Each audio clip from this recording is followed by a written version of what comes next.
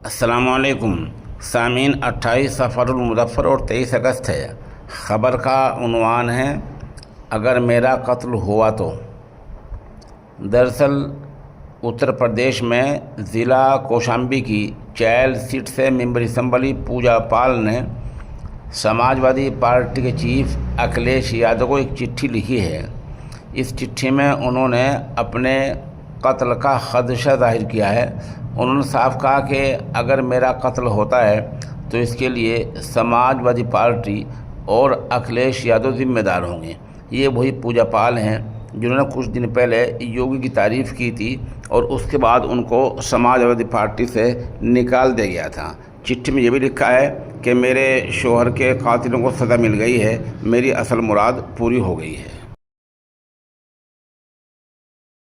सामीन, ये माजून है ताकत का खजाना, जिसका प्रचार मैं अपने ख़ास चैनल पर लगभग 1 साल से कर रहा हूँ और ये इंसान के हर तरह की कमज़ोरी को दूर करने के लिए लाजवाब है और ख़ास तौर से जो इंसान के पट्टे कमज़ोर हो जाते हैं और इंसान बहुत सारे कामों से थक जाता है, उन हालात में ये बहुत ही अहम दवा है, ताकत का ख़जाना है। इसकी कोई शिकायत कहीं से अभी तक नहीं है। जिन साहब को चाहिए वो हमारे नंबर 96 27 70 90 14 पर संपर्क कर सकते हैं।